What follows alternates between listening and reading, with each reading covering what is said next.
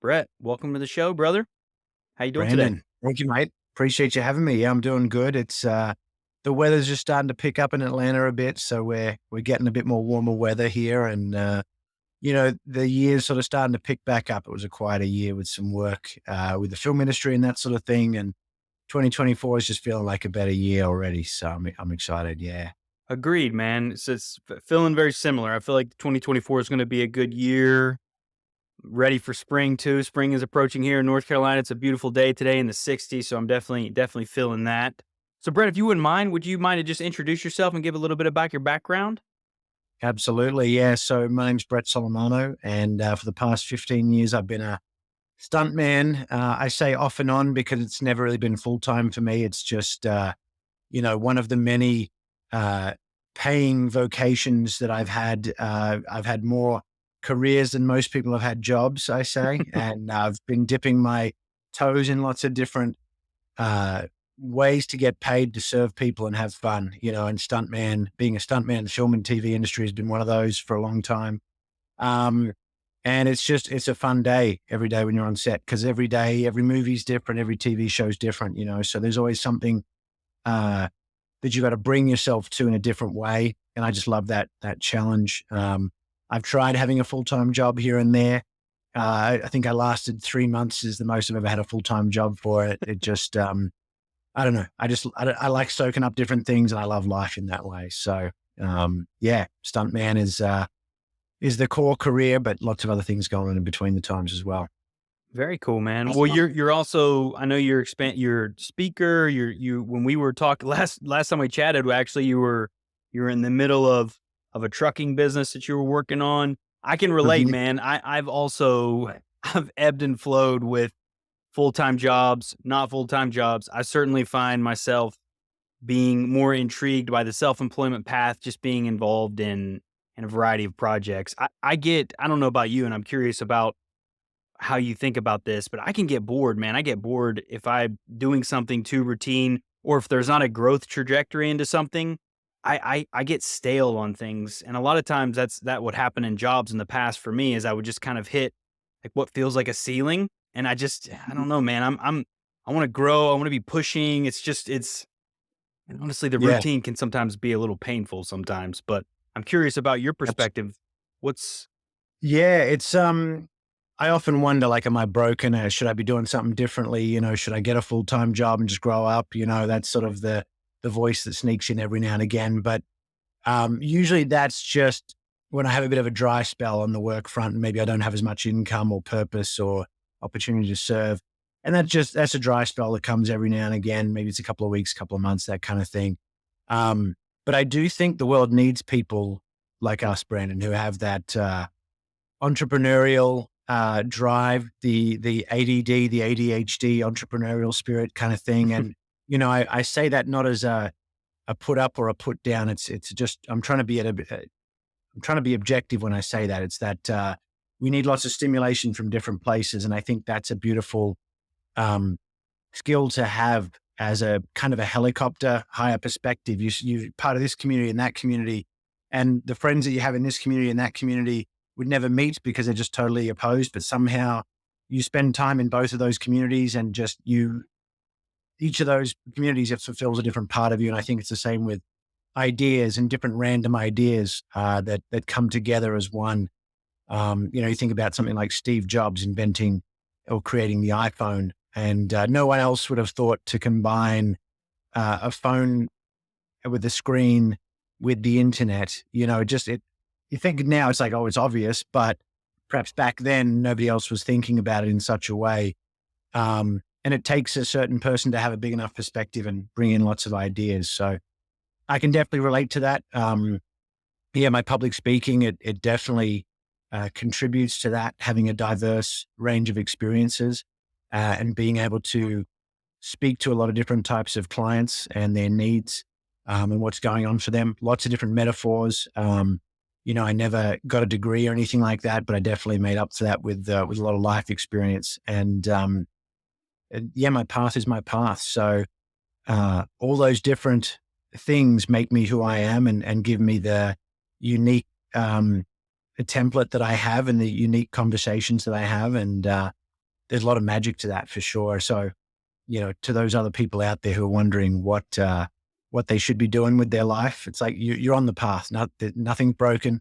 Just keep going, keep following that heart, because that's what's gotten you to where you are, and it'll get you to where you need to be in future. And there's nothing broken right now, so don't try and fix it. Yeah. I really resonate with what you were saying though, because I've also waffled on, am I messing up? Am I doing it wrong? Shouldn't I just pick with a career and stick with it? I mean, honestly, this is stuff that I've talked with my wife about. It's hard. I have a daughter and changing jobs, and I don't want to be perceived as irresponsible or not willing to do the hard things. And we've talked about this a lot, and I love a lot of the points you brought up, because ultimately we need that diversity in the workforce, and having different perspectives on work in general is powerful. And I think the way that we're approaching that is a reflection of who we are. And sometimes the world that we live in tells us that it's okay to only be one way, and that's not the truth. And I think that's the pushing back on living differently and operating in a different way, and being truthful to who you are, because ultimately that's what this show's about, is creating order within yourself by being authentic and accepting who you are and living true to your path. And sometimes that path is very unconventional, right? Hmm. Absolutely. Yeah. There's something about the human nature of what we have, which makes us compare things. I'm taller than you, you're shorter than me, that kind of thing. Who's making more money, less money? Oh, if I want to make more money, I should be more like him. Or he looked pretty chill. If I want to be more chill, I need to be like her. That kind of thing. Yeah, and the mind loves to jump in on that too. But the mind definitely needs to be a tool and subservient to the heart, because otherwise we start letting the mind lead, and the car starts driving itself wherever it goes. And I think we can all relate to that anxiety and depression and the imposter syndrome and all these voices in our head that we get associated with that. Are we doing it? Are we doing it right? This life thing, are we doing it right? Yeah, it's tough. And I definitely resonate with the conversation around that you mentioned about, what I heard you say was, Brandon, being a man and supporting your family, but also you've got to support your own internal, not options, not internal cause, because it's not as selfish as that, but it's the honor what you have to give. And it can be hard when you don't have role models, or don't see it as obviously, perhaps because we only see so much on Facebook, social media, through our friends and social groups, about how people apply themselves to the work and whatever it might be, and how we show up as men, especially, because there's lots of different ways to contribute, but it's not shown or spoken about. Men don't have these kind of conversations, and I just love that you're offering this, essentially community, this one way megaphone to people, providing stories like what we're talking about today. Yeah. That's cool, Brett. I appreciate you saying that, man. It means a lot too, because really that's what it's about. It's why I do this, and I mean, it's something that I love deeply. And I mean, you said it though, because that is what it is. We have to balance the responsibilities and the reality that we live in, the world that we live in. Money is a crucial component of our existence. I mean, that's just the nature of life.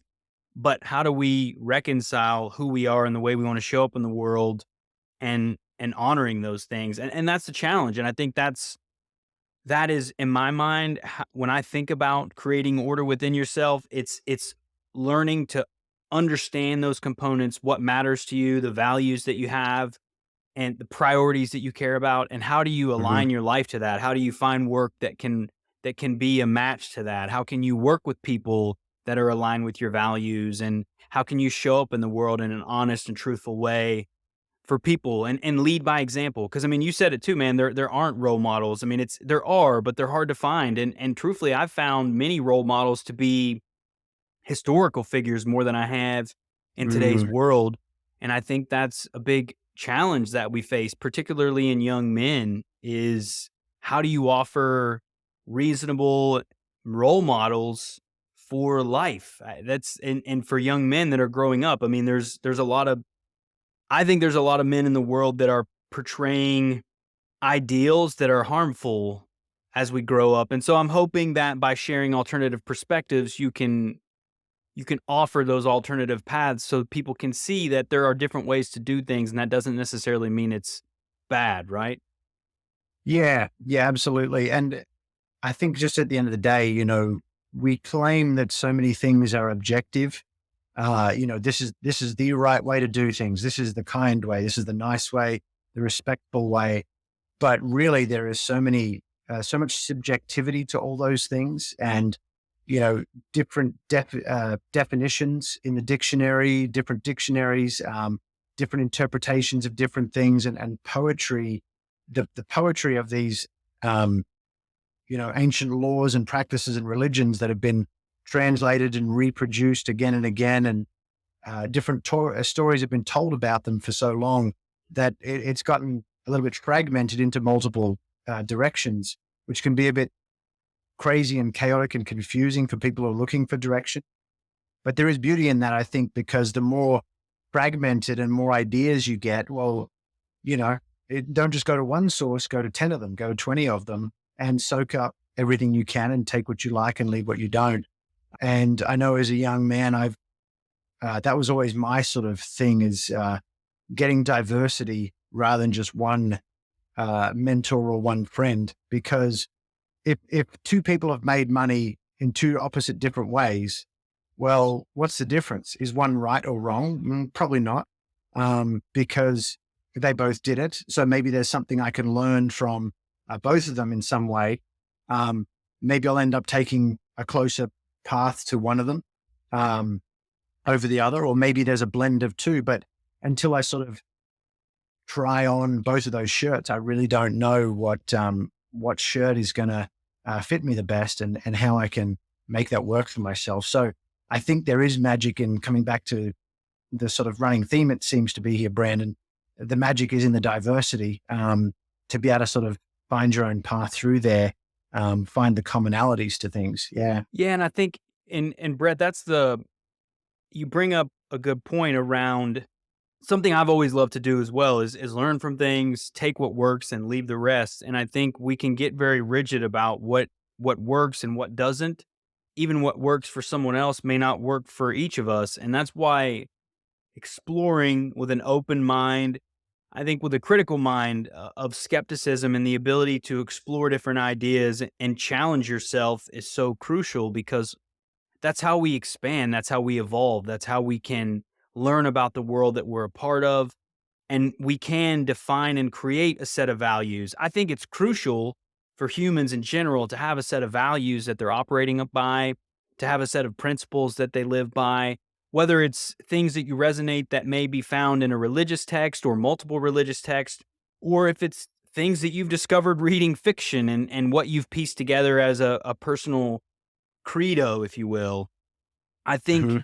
it's having the ability to reflect on these things and think about what matters to us and operate from a level of intention is really what it's about, because we're never going to please everyone. There's always going to be disputes about certain things. But I guess this is where for me, Brett, I love logic and debating and talking about different ideas and different perspectives, because when we can do that in a decent way, man, we can all grow and evolve together. But it's just, we've gotten at a point now in society that, at least in our modern society, where having disagreements are personal attacks. And I think a lot of that is because we're not strong within ourselves. We don't have that grounded, rooted presence in in a process that we've reflected on, in Mhm. ourself that we've reflected on. And when you're like that, man, and I'm sure and I'm curious because I feel like you've probably had these experiences. I know I certainly have, but you feel disconnected from the earth. You're kind of floating Mhm. when you're not connected to who you are and what matters. I've found that as I've grounded myself in things that matter to me and the principles that I care about, I just care less and less about what others may think about me or how they may perceive me. And I'm only interested in connecting with honest and authentic people and growing from that perspective. I'm curious, Mhm. Brett, like, what's your take on some of those things? Um, well, firstly, I heard the word honesty there, and I definitely love honesty. One of my favorite quotes of my own is that when you're honest, everything happens faster. If I like you, Brandon, and I say, hey, Brandon, you're pretty cool. Would you like to hang out sometime? And you say yes, and we get to the nuts and bolts of it really quick, what we're going to do, what we're going to talk about, where everything happens faster. But if you say, sorry, I'm not feeling it. I don't feel like I want to invest time in you right now. I've got other priorities. I'm working with my family. That's not for me. Cool, done. And that's that, rather than, hey, you seem really cool. Yeah, let me give you a call next week, and we delay the process. And I just think there's a magic to that level of honesty, which first you need to be authentic. You need to be living from your own truth, know who you are, and also know that that's changing every day. So we have to learn to listen to ourselves every day. And it's, I compare these values, Brandon, to what we're talking about, to like wearing a t-shirt.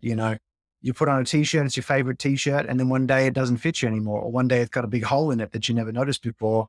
And you say, maybe this is not my favorite t-shirt anymore. Maybe I got to give it a different use now, or maybe it's just my at home only shirt because it does have a tear in it or something, but I still think it's my cool shirt because it feels good on me or whatever.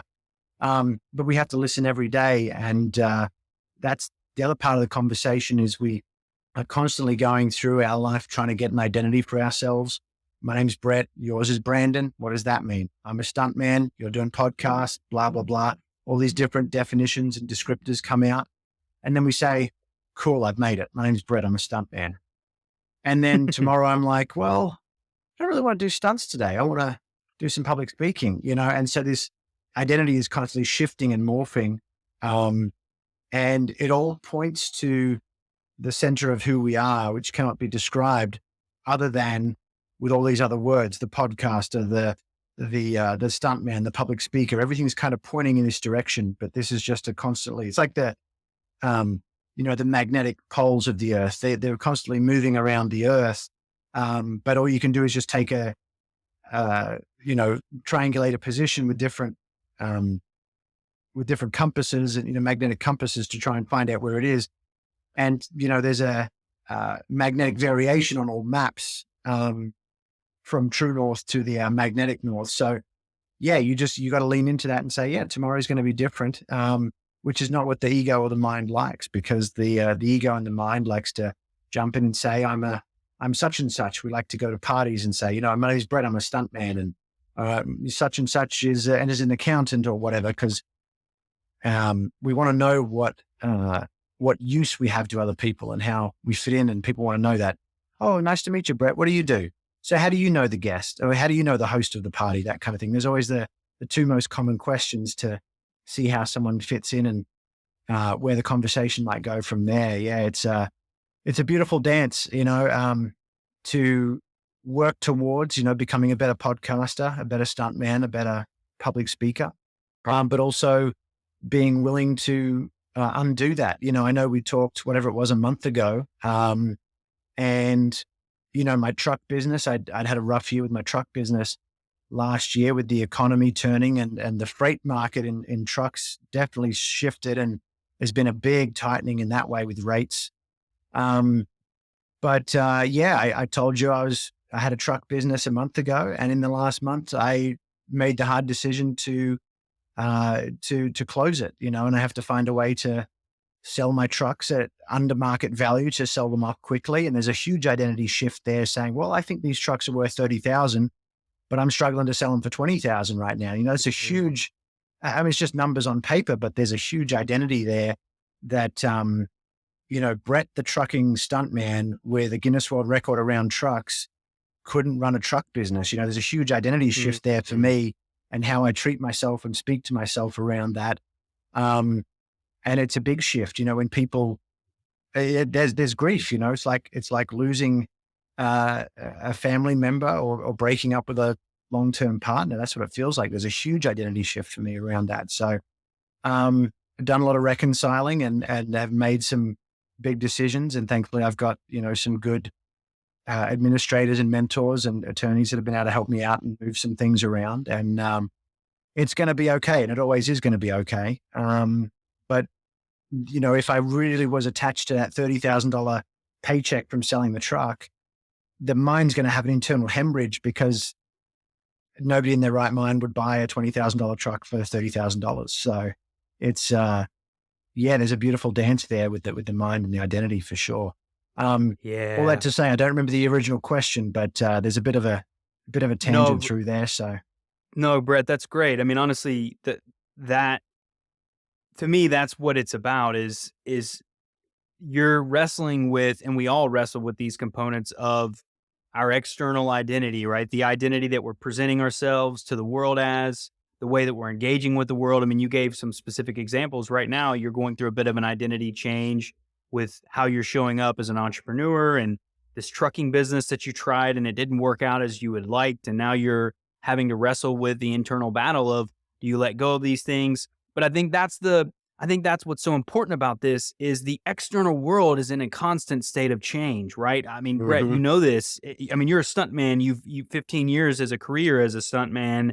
There's a lot of variables, a lot of changing variables that I imagine you've had to wrestle with in your career to be a successful stuntman, even fulfilling the stunts themselves.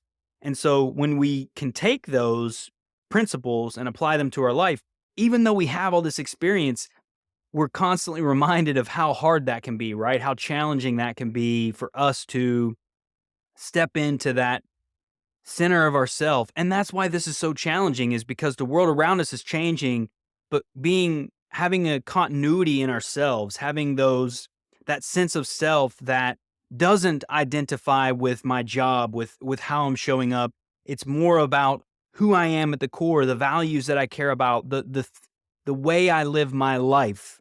Job, money, things like that can always change, but mhm, the principles and the values that we bring to everything, man, are really what define who we are. And so I appreciate you being vulnerable about it, man, because that's not an easy place to be in. I can relate to it. I mean, I'm going through a lot of that now. I just started offering some freelance video editing services. And so it's just wrestling with the way we show up in the world, the way that we are honest with ourselves and the way that we can live. I think that's you said it several times already in the conversation. That's the dance, isn't it? That's really the mhm. dance. It is a dance and pushing left and pushing right. It's like the waltz or the two step or whatever the dance might be. You're constantly shuffling. A dance is not just, I'm right here. A dance is not stationary locked in. A dance is shuffling around and you're pushing and pulling the masculine, the feminine, Mhm. or the leader and the follower, and allowing that shift, the weight to transfer, the energy to move across the room for sure. Well, I'm curious. So, how would being that you've been in a stuntman for 15 years and thinking about your life now, right? Hmm. You're shifting your perspectives. You're figuring out where you're going to go next. What are some of the principles that you've learned as a stuntman that can be applied to your life now in this somewhat unknown space? Mm. Yeah, I think as a stuntman, um, I just really enjoyed the challenge of learning things and creating things. And again, every day was different. And between stunt jobs, I would do different other jobs that would pay me money to get to practice. Basically, that's what my mentor said. Because I wanted to learn to drive, to stunt drive, and it's quite expensive when you're sliding tires and cars around. And he said, "Well, Mm-hmm. you better get paid to practice." And it just blew my mind that I could get paid to practice, that somebody else would pay me to do that. But there's lots of truck businesses out there, even now with the market the way it is, that need truck drivers and bus drivers and whatever else. And you can get paid to practice, and nobody's going to let you jump a truck or crash a truck. But just learning the basics, driving a semi truck from here to North Carolina, to take some loads or whatever, you're going to learn a lot about how the truck moves and the gears and how the truck feels on the road and turning corners and precisely putting the truck where you want it to be. A lot of um, drivers, Brandon, will just get in their lane and sit there and then switch their mind off. But I would always Mm-hmm. try and refine that accuracy. Is it enough to get the ball, the basketball into the hoop? Or do you want to get a swish and get it through the net without touching the rim every time? that's a big difference. And I'm sure that many basketball players at the professional level play to that level of accuracy. They're not happy to just get it in the hoop. They want to get it swish every time. And so I'd Mhm. drive around and I'd keep my speed on a set speed. Maybe it's 60 miles an hour. 1 mile an hour above or below is not good enough. I have to be able to keep my speed right there, playing at that level of finesse. And I would try and hit the reflectors on the road as well. You hear the tuk tuk, and when you run over these reflectors, right? I'd always try and hit those when I'm changing lanes. It's not just an accidental lane change. Oh yeah, I've got plenty of room and move over. I'm waiting to hit the reflector and know exactly where my tires are. So those are some principles for learning. Like, how can I tighten that? Um, there's a time when done is better than perfect, but then there's a time Mm. when let's do it better. What else can we do here? Let's make the perfect video. What would the perfect podcast look like? And just really strive to get that. Um, because when you are shooting for the moon, if you miss your target, you'll land in the stars, as they say. And I forget who quoted that, but that's a beautiful example of that. Um, so I'm out driving trucks and I'm out doing rigging, working different events. I'm working right now, doing a few days driving a forklift at an event that we're setting up called a balloon museum here in Atlanta. And, I've done fireworks. I was in the Army Reserves in Australia for a little bit, getting paid to keep fit and shoot guns, of course. I've been a driving instructor. I've been a truck driving instructor. Um, and I've done lots of other things as well that, I don't need to brag about, but there's just so many different life experiences that I can pull from. Um, and you need that when you're in the film industry because you never know what the next thing is. They want a guy that looks like me to drive a truck, but maybe I can't drive a truck. Well, I better get to the level that I can drive a truck to what they want.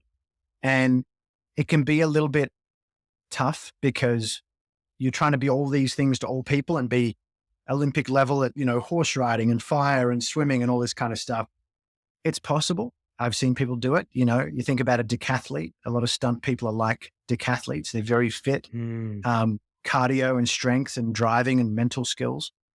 So it is possible, but it's not likely for a lot of people. And I'll tell you why it's not likely. It's got nothing to do with physical limitations, but I think it's got everything to do with your heart limitation. What does your heart actually want? I think a lot of Mhm. people in the film industry, myself included at times, have chased significance and we've done things that we think the industry wants, but it really doesn't feel good. So that's why nowadays I stick towards the trucks and other skills. I've got plenty of stunt skills, but I'm not trying to be the world's best at everything else like I might have at some point, especially when I was younger. So Mm. there's a couple of things there for sure. Yeah, about following your heart in that through those skills.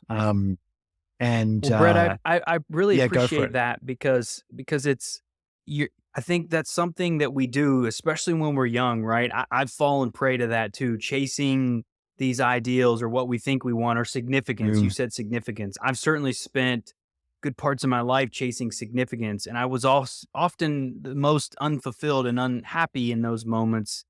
And it was because I was chasing the ideal of what I thought others wanted, or even this false ideal that I was telling myself. And there's a lot of wisdom in that because a lot of times we can spend our whole life chasing these ideals that aren't close to our heart, that aren't connected to what really matters to us. And the fact that you are ebbing and flowing with this career and you're seeing things differently and you're learning to look at things from a different perspective.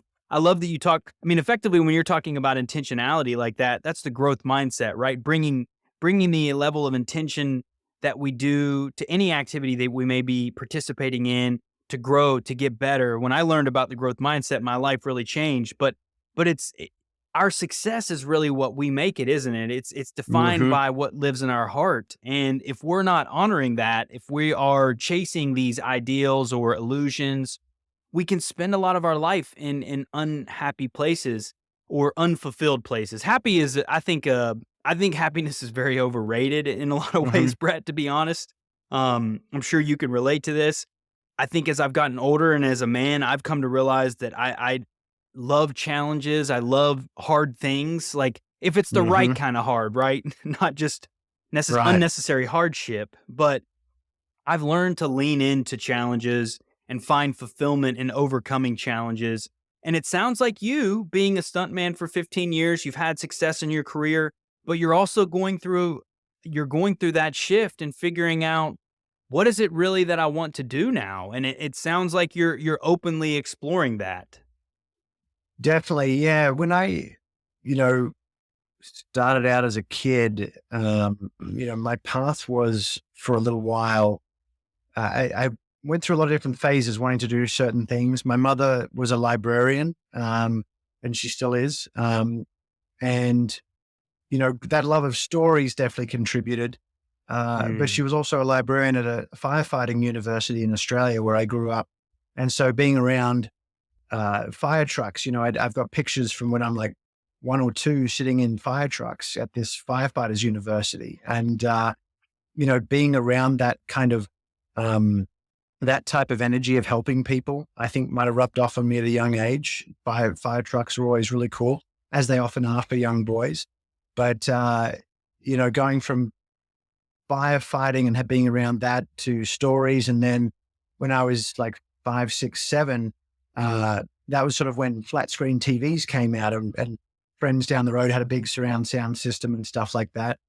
And we'd watch a lot of movies and these big action films from the 90s that you might remember, Oh yeah. Speed and, The Matrix in the second half of the 90s and things like that. Those were big movies that I grew up with.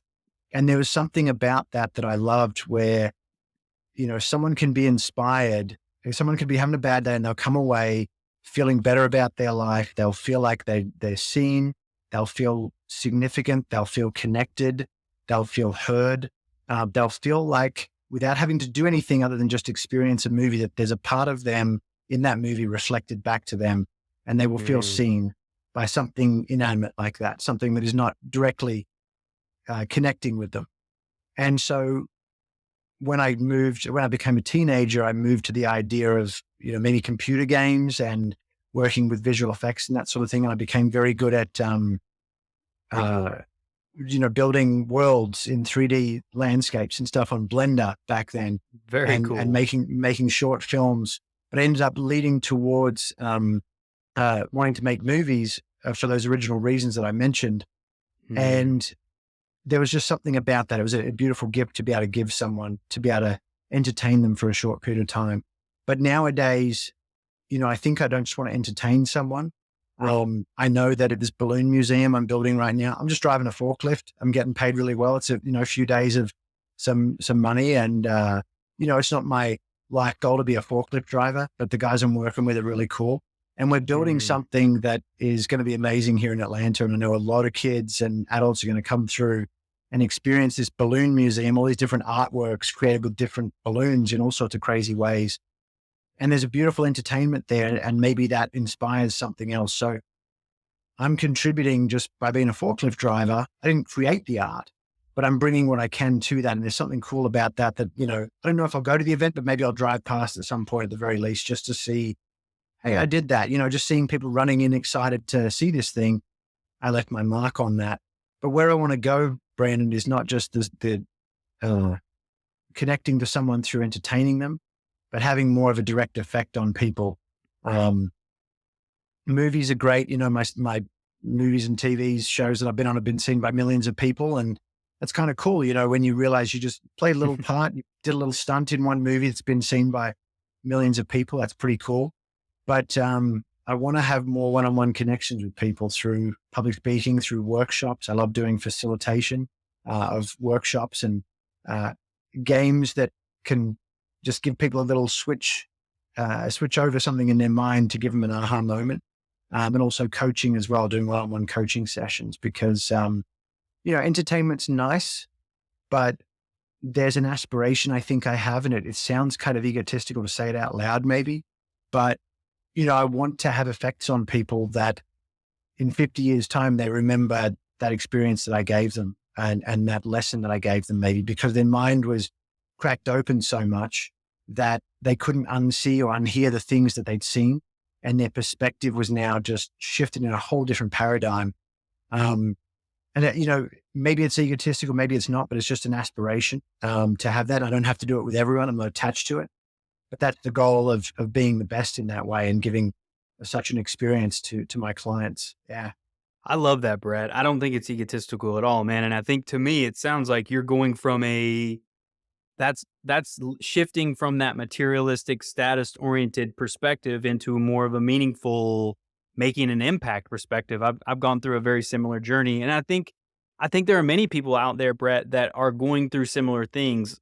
We get caught up in the chase of materialism and status and money and doing all these things, but humans are driven by meaning.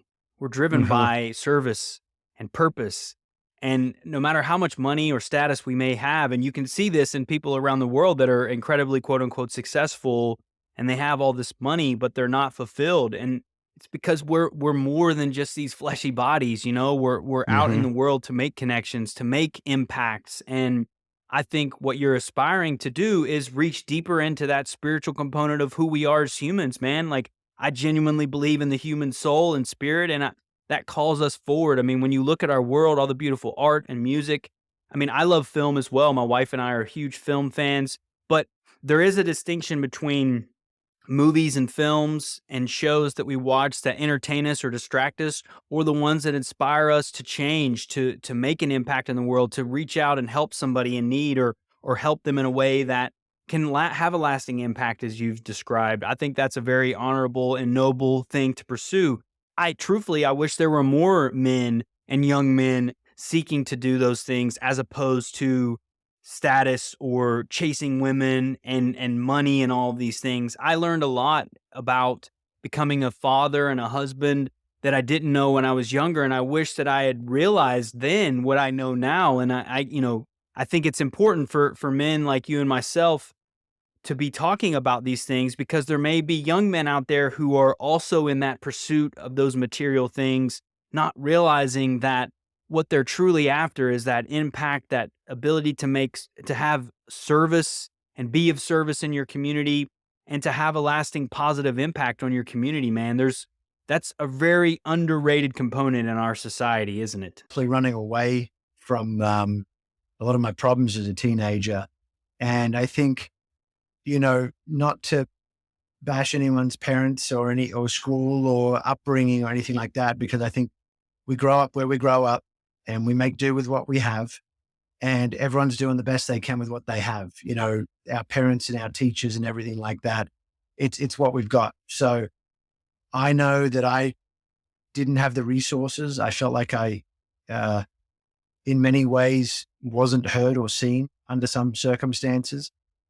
And so I would run away and play 10, 12, 16 hours of computer games some days, to avoid uh, the responsibility. Because I'd tried a couple of times to do what I felt like I was told I needed to do and what I believed I needed to do. But I said, well, fuck it. Like, this is more fun for me. This is easier for me. This is a lower, what I thought in the short term, at least, was it's a lower risk and a higher reward for stimulation and validation, because I'm in this world, in this computer game that I can control. And I definitely know that I got addicted to computer games and that kind of stimulation. Um, and then I Mm. realized I was addicted when I moved to Melbourne, and I wanted to change that addiction, but I still had this kind of uh, desire for stimulation, and I think that young men and also young girls out there as well who are struggling, it's quite possibly because they're overstimulated. Social media, we can talk all day about pornography as well. I think that's rampant in the young people, the culture of young people these days. I've often, um, I wouldn't say I'd struggled with pornography, but I had a connection to it. I think, on a scale of like 0 to 5, 5 being, you can't function and you have to go to hospital because an addiction is so bad. I think a lot of us are like on a 2 or 3 kind of level where it's like a social addiction, Yeah, sure. I'm just going to watch social media Yep. every night when I get home from work or Netflix, or I'm going to have it's just one glass of wine. Sure, it's 7 days a week, but it's one glass of wine every day. No judgment, but I think we need to listen to that and realize that that's not a conscious decision that we're doing. And people say, myself included, well, if I wanted to quit, Mm, if I needed to quit, I could.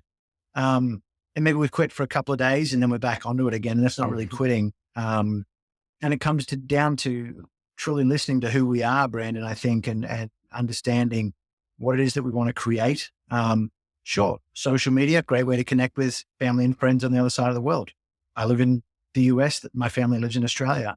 Um, Pornography is a fun experience to have with yourself or with a partner.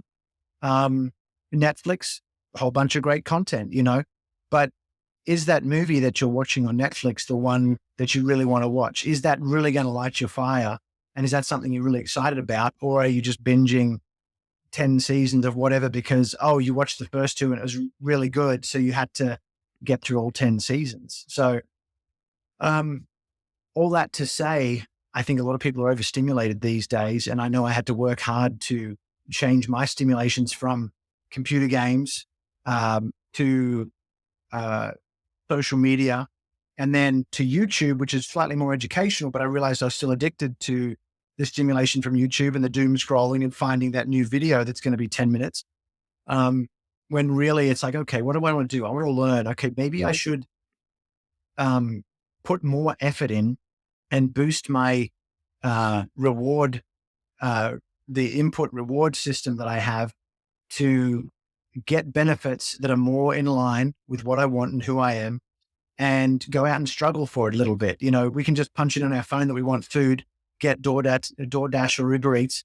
We don't have to go out and hunt for food anymore. So there's very little reason for us to be putting effort in and hunting, physically hunting with a spear, uh, our monthly food, you know?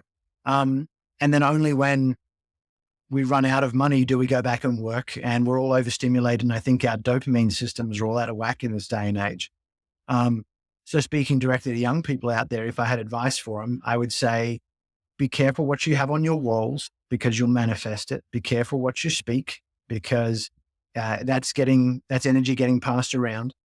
And be careful what you're taking in because that is stimulation. And if you're chasing the higher stimulation thing, the pornography, the social media, oh, I'm not chasing it, I'm just using it. It's like, okay, but is that what you want to create? Well, the money, if I had the money, I would have the cars and I would have all the women and okay, but is that what you want? Do you want to have 5 women? Maybe if you want to be polyamorous, that's fine. I don't think many of us want the things that we want if we truly get down to it. No judgment, but it takes a few layers of peeling off that overstimulation of the women, the fast cars, the money, the pornography, whatever. And we get down to the baseline. It's like, well, fuck, I just want to be happy, And we get down to that baseline. It's actually very simple.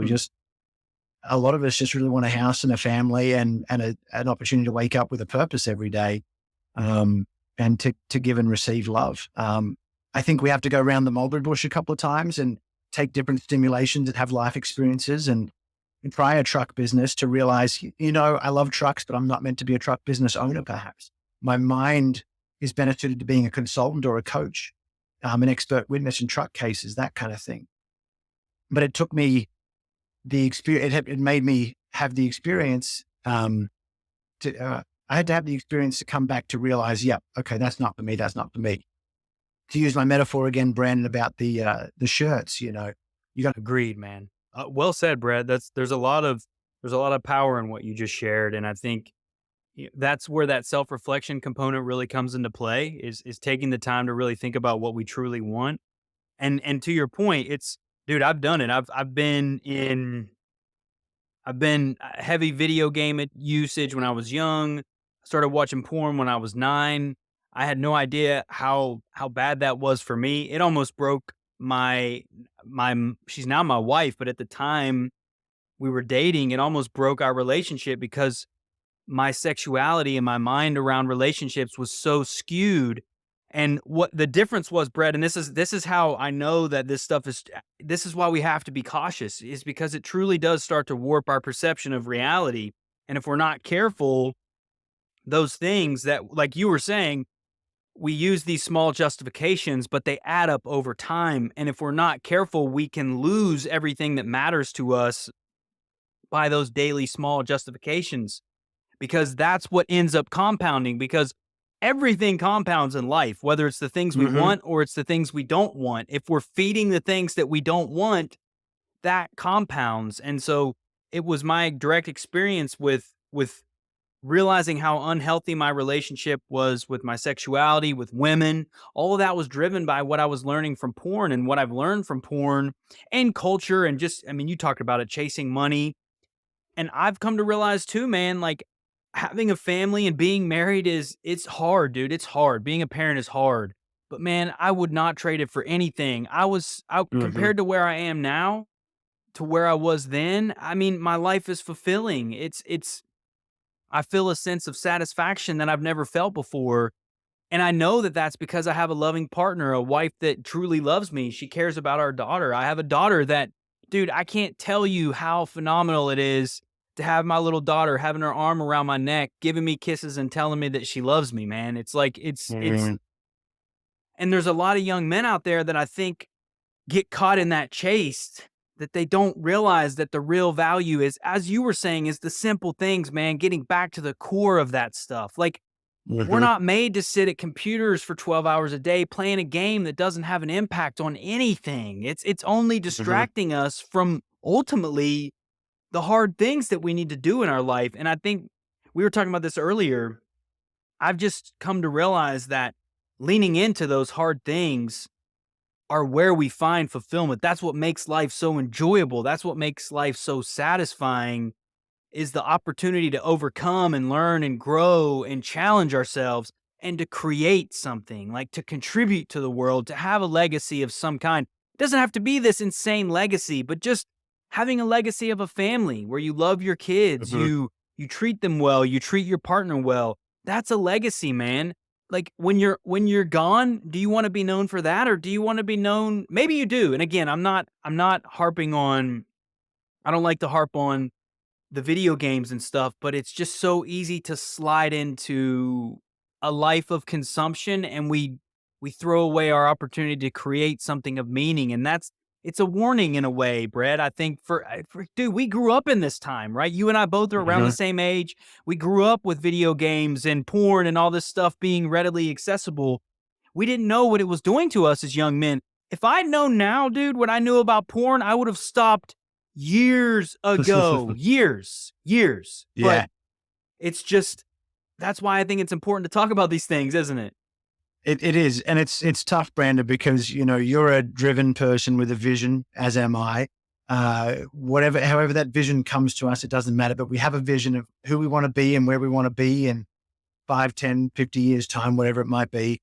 The contributions we want to make, and we have to be careful because if we push ourselves healthily and consciously in the right direction for an extended period of time, those results are going to compound, as you say. And I love that, everything compounds, good and bad, money, love, relationships, service, all that stuff.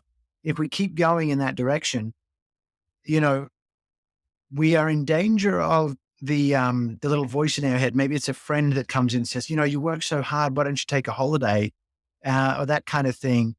I've been blessed that I haven't really had to I haven't had to pay to travel or have a vacation recently, because I just have enough experiences traveling through driving trucks and buses, and for film work. Like, I've got a potential job coming up in Vietnam in a couple of months, which fingers crossed it goes through.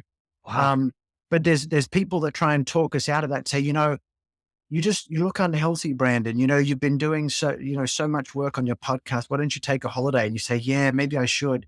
Or, we allow ourselves to get talked into these other things.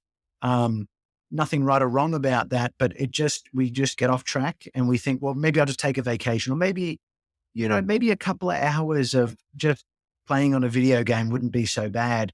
And really it's not, to just play a couple of hours here and there.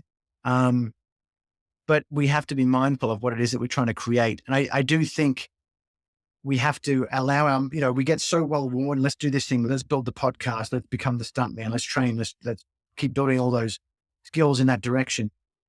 But I think we have to open it up every now and again too, to just bring in a bit more stuff and just mix the pot around and create a little bit of chaos. but then close the doors down and rebuild. Mm. So there's again, coming back to the theme of dancing, you have to allow that dance. You're opening and closing the gates, letting in certain things and feeling what that mix of energy looks like. We have to try different partners. We have to try different friends, different jobs to see what it feels like. And that is the danger of the entrepreneurial ADD creative, is how often, when, and how wide do we open those gates to let in new things? Because I often find myself, I love learning and I get stuck in the intellectual stimulation too much. And, I've mentored a couple of people in business and property investing over the years. And I had a friend say recently she was going to go for her first property investment. And she said, well, if I lose she was going to put $5,000 down on this house or whatever. She kind of didn't have the money, but she really wanted to do it. And, I was excited for it. I was living vicariously through it. But she said, well, if I lose the money, at least I'll have the experience. I'm like, no. Don't put that out to the universe that you're going to have the experience because you want to do it for the money. But it is one of the currencies to have this intellectual experience and exposure and more knowledge. But same with the truck business, I can beat myself up that I didn't make any money. I did, but, I didn't make the money and the cash flow and the consistency I wanted. But I did learn a lot about myself, more than I thought, and how I respond to challenges and problems and how I hire people and how I manage people. That gift alone, in hindsight, it's worth it. I wouldn't say that when I had all those mornings waking up with anxiety about how I'm going to pay the next, truck payments in the next month. But there is other currencies out there, and we have to be mindful of what we're creating and realize that there's layers to that, I think. Yeah. I wholeheartedly agree, Brett. And I think and I love this, the notion of creation and contributing and building is really what it's about, because we are creators at the end of the day. And you said it, because look, man, when I want to, like, I watch sports. If I want to take a break and kind of, I watch sports, I'll take some time to do that. Or I watch anime. I like to watch some anime shows Mm. as a way to relax and kind of unwind sometimes. But that's not at the expense of the priorities that I have around what I want to create, the vision that I have for my life, my family, like, if that's why knowing what matters to us and having that vision. And I love that you said that. Sometimes you do have to kind of open the doors up, make a little chaos in there to shake things loose Mhm. a little bit, learn from it. But what I've found, Brett, is there's an internal true north that stays with us. And when we honor Mhm. that, it can guide us. It's not always the currency of money, as you mentioned, the currency of experience, the currency of self-knowledge it's invaluable in this world. And that, to me, is what you're pointing to, is sometimes we have to muck things up, make mistakes to gain the knowledge about ourselves so that we can continue on and become a more evolved version of who we are and how we're going to show up in the world.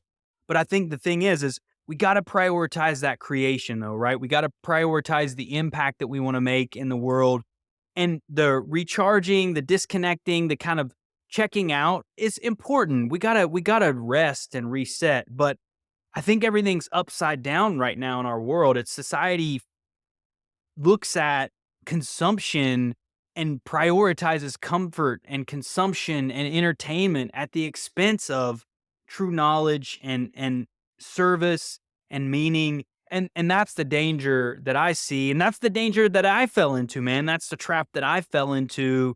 And so it is realizing, again, that what we feed is going to grow regardless of what it is, even if we're telling ourselves, Mhm. hey, I'm just doing this for now, which is okay.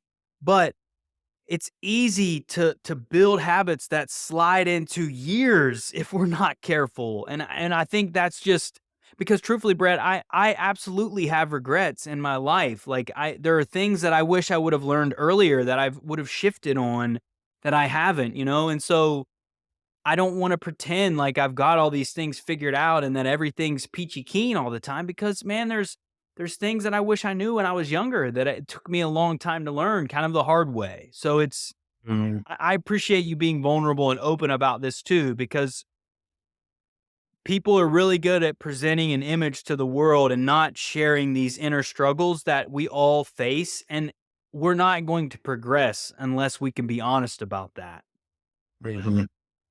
Yeah, absolutely. Absolutely. It's kind of funny, we're more connected in this world now, Brandon, as you know, with the social media and internet, but we're more disconnected. And I think it's because, when we walk out in the street, it's yes, sir, yes, ma'am. And how's your day? Everything's good. Thanks for asking. How's yours? Oh, mine's fantastic. Um, but we don't really want to bother people, and people don't want to be bothered with, actually, my life sucks right now. That's how it feels to me because I'm selling my truck business. Or I think my daughter hates me or whatever. And it's just this little one moment of this one phone call. You feel like your life's falling apart, and that's your snapshot. And you don't want to share it with people because uh, they probably don't need to hear the whole autobiography of why you're feeling the way you're feeling. So you keep it to yourself and you fake it. And we've gotten this opportunity to leverage and explode our faking, just the parts that we do fake when we're talking to strangers, um, through social media. And, I'm really proud to say that I am very rarely on social media anymore. I still have my accounts and stuff, and I'll get on to check a few things or just a few groups that I'm a part of when I need to. But I'm really proud to say that I've weaned myself off of that. And that now, instead of looking to social media or these other different things or I still do a little bit with YouTube, and that's okay for me. That's still my outlet a bit. But 9 times out of 10, when I come home these days, I will open my phone and I'll go to my habit tracker, and I've got a list of like 20 or 30 things there: meditate, exercise, blah, blah, blah. Did I avoid sugar and processed foods today? Did I take my supplements today? Did I weigh Mm. myself on my scales, which does my body fat content and muscle mass and everything like that? So I'm keeping track, ticking these things off. Some of these things take 30 seconds. Some of them take an hour or something like that. I'm never perfect, but I get to see this tracking metric, and I've got this one place to go to. Don't get fucking distracted, Brett. Don't look on social. This is exactly what you got to do. There's like 4 places I look for stuff, Brandon: my to-do list, my calendar, my habit tracker, or my heart. And that's where I go for what I need to be doing right Mm. now.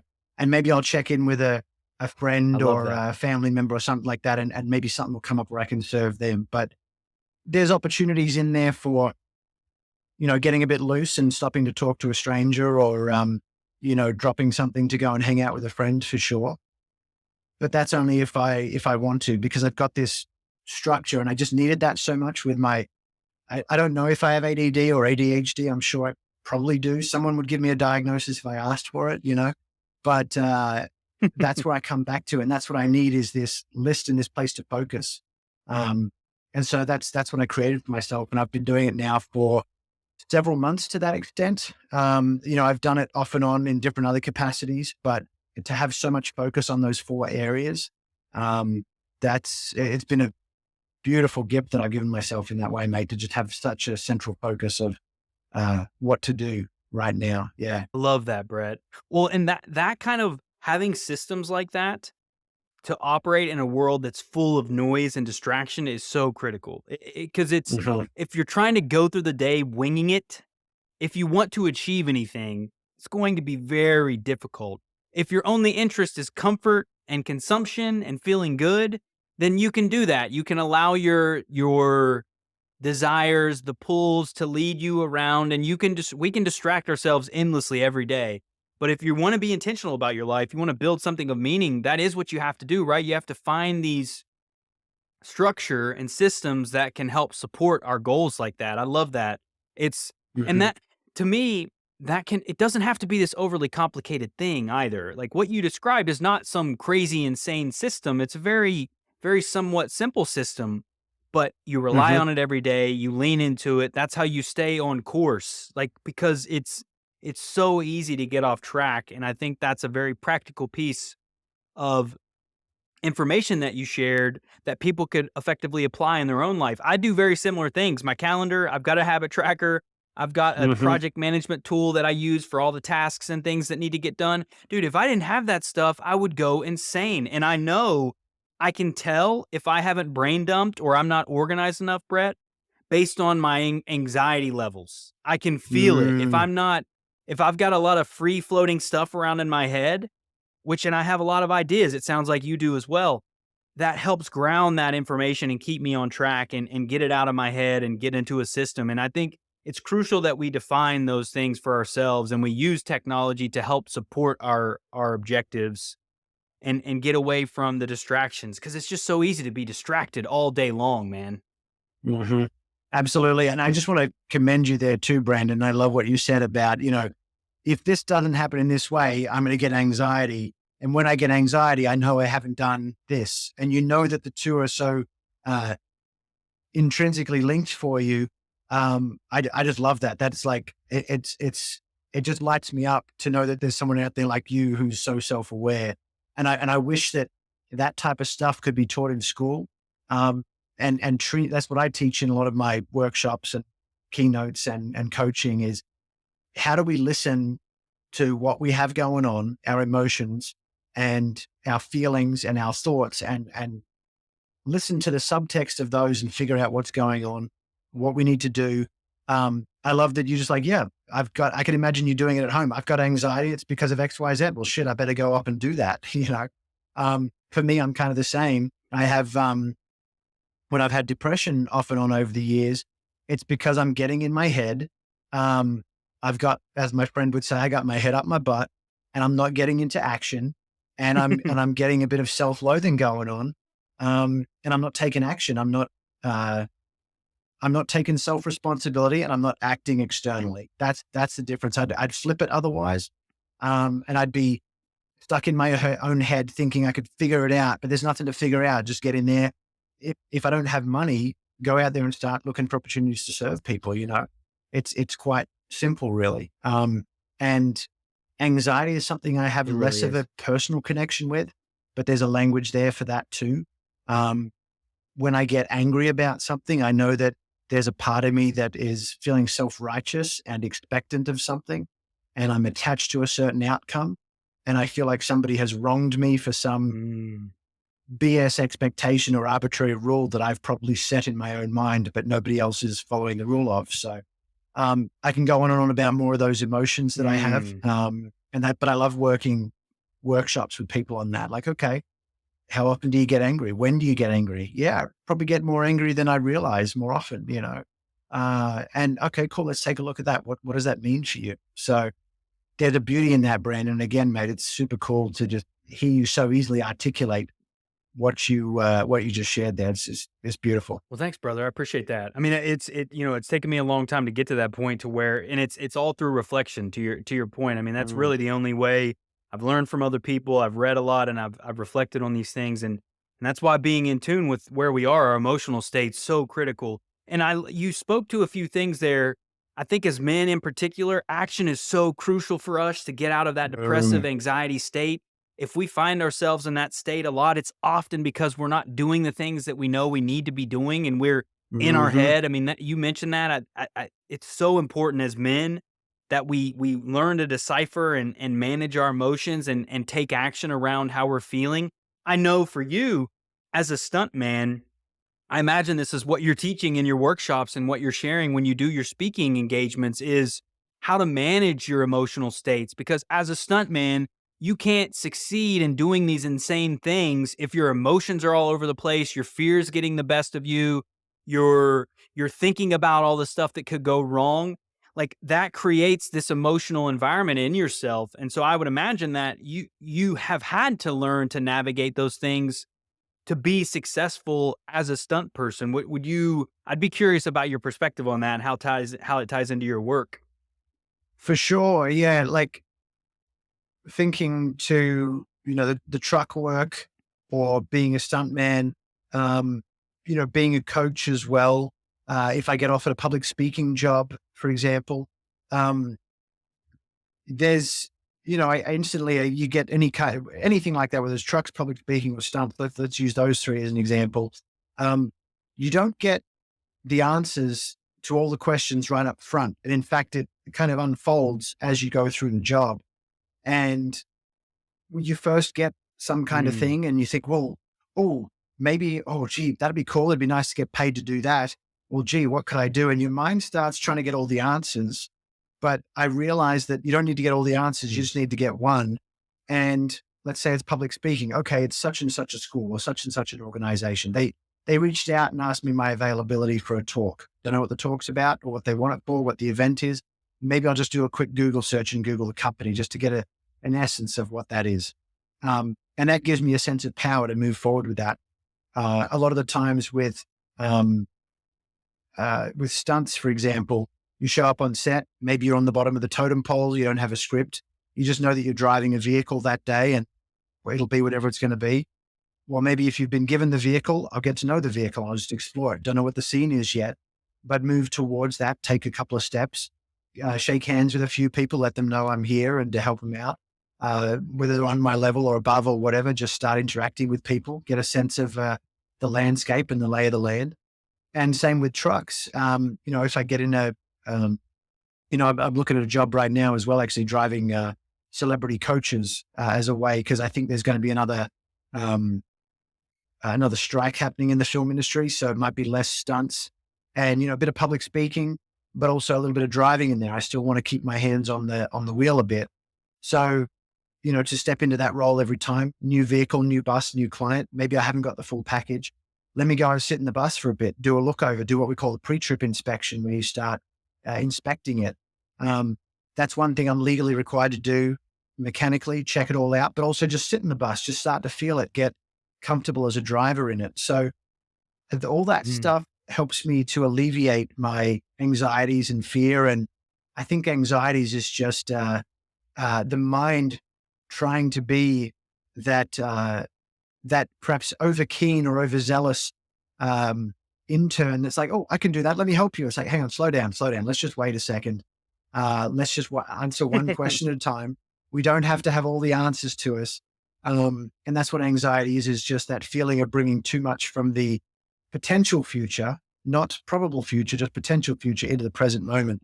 And we just can take one little bit at a time. And this from prioritization and project management, just one step. If you can just get out of bed every day and complete one task on your goals, Brandon, it's quite magical what you achieve. That compounding again over the years, that's 365 tasks in a year, or 366 this year since we're in a leap year. So it's quite beautiful and how simple that is. Yeah. So true, man. And I think that's in particular for men, really leaning into the action side of things. I love that, Brad. It's very practical too. And it's understated how much you can do by just taking that type of approach to everything in life. So I really appreciate you sharing that. Well, Brett, listen, I've really enjoyed this conversation, brother. What I'd love to hear is, and I do this with all my guests, is a parting message that you'd like to share with the audience, and then how can people get in touch with you if they're interested in learning more about what your work and what you got going on. Absolutely. Yeah.